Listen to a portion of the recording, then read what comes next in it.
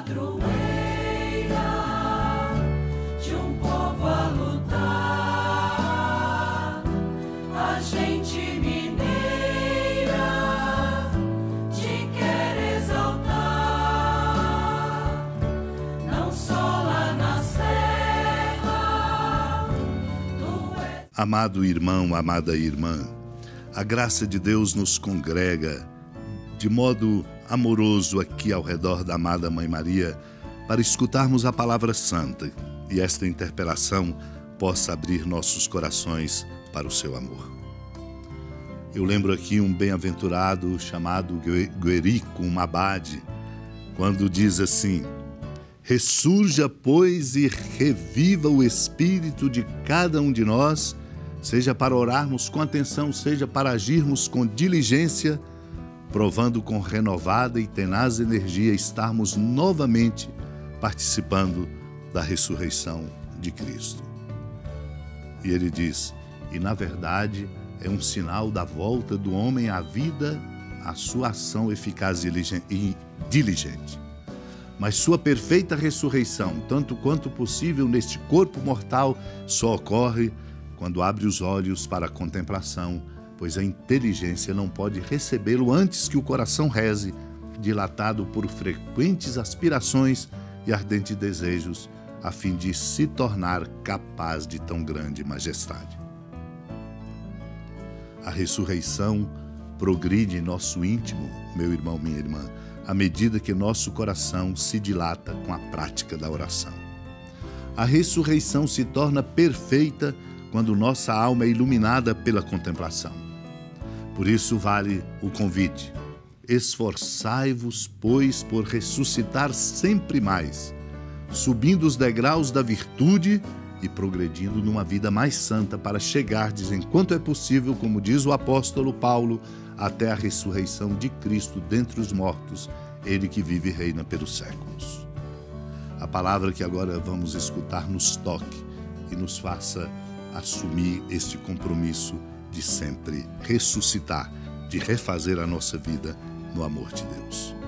Naquele tempo, disse Jesus a seus discípulos: é inevitável que aconteçam escândalos, mas ai daquele que produz escândalos.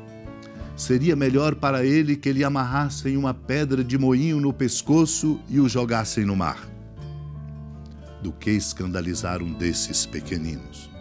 Prestai atenção: se o teu irmão pecar, repreende-o. Se ele se converter, perdoa-lhe. Se ele pecar contra ti 7 vezes num só dia e 7 vezes vier a ti dizendo estou arrependido, tu deves perdoá-lo. Os apóstolos disseram ao Senhor: aumenta a nossa fé. O Senhor respondeu: se vós tivesseis fé, mesmo pequena como um grão de mostarda, poderíeis dizer a esta moreira: arranca-te daqui e planta-te no mar, e ela vos obedeceria. Amado irmão, amada irmã, o Senhor nos mostra o caminho da nossa força, que não vem de nós, nem mesmo da nossa inteligência, com toda a força da sua racionalidade e com toda a beleza da sua iluminação. A nossa força vem da nossa fé. Por isso os discípulos suplicam ao Senhor, orantes, como nós devemos fazer, aumenta a nossa fé, para que nós possamos ser capazes de ver para além daquilo que é evidente e, de fato, nos fazer tocar pela força do amor de nosso Deus. Do contrário, nós seremos pedra de tropeço. Como diz o Senhor, inevitável que aconteçam escândalos, mas ai daquele que produz escândalos. Quando nós, irmãos e irmãs, não temos em nós a força da fé e a sabedoria que dela vem, nós escorregamos e provocamos escândalos, tornamo-nos pedra de tropeço na vida dos outros. E o Senhor diz, nos advertindo, seria melhor para ele que lhe amarrassem uma pedra de moinho no pescoço e o jogassem no mar do que escandalizar um destes pequeninos. Por isso temos entre nós uma mútua responsabilidade de nos ajudarmos.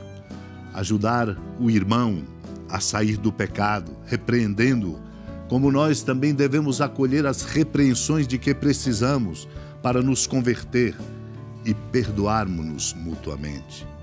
Por isso o Senhor sempre recomenda: se alguém pecar contra ti 7 vezes num só dia e 7 vezes vier a ti dizendo estou arrependido, deves perdoá-lo. É preciso ter uma largueza de alma e de coração para poder reconciliar-nos, para poder de verdade conduzir a nossa vida na direção do amor. Isso não se faz apenas com uma lógica, nem mesmo com a força da racionalidade, que nunca atinge esta competência de perdoar na força do amor. E é por isso que entendemos o pedido dos discípulos: aumenta a nossa fé.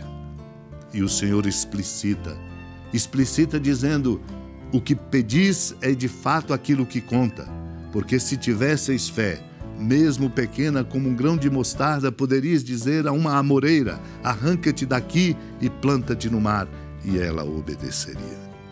A nossa força vem da nossa fé. Portanto, como diz um autor do século II numa homilia, não nos contentemos em apenas chamá-lo de Senhor. Isto não nos salvará. Não é quem diz Senhor, Senhor, diz ele, quem entrará no reino dos céus, mas quem pratica a justiça. Por isso, temos que dar testemunho de obras, e o testemunho de nossas obras vem do amor mútuo. Não cometer adultério, não difamar uns aos outros, não nos invejarmos, não vivermos de modo depravado, mas na continência e na misericórdia e na força da bondade. Que o Senhor nos ajude e que nós procuremos, abrindo nosso coração, a deixar que a sua graça nos trabalhe e a sua palavra santa nos ilumine. Supliquemos esta graça. Senhora da piedade, Mãe Virgem do Cristo Deus. Lembrai-vos, ó piedosíssima Virgem Maria, que nunca se ouviu dizer que alguém daqueles que, tendo recorrido à vossa proteção, implorado a vossa assistência e reclamado o vosso socorro, tenha sido por vós desamparado. Animado com igual confiança, a vós recorro, ó Virgem das Virgens, e gemendo sob o peso dos meus pecados, me prostro a vossos pés. Não desprezeis as minhas súplicas, ó Mãe do Verbo encarnado, mas dignai-vos de as ouvir propícia e de me alcançar o que vos peço. Amém. Feliz padroeira de um povo a lutar,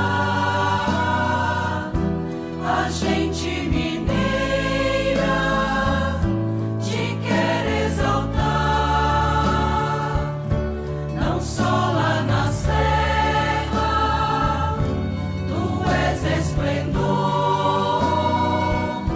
de toda esta terra, também és fulgor.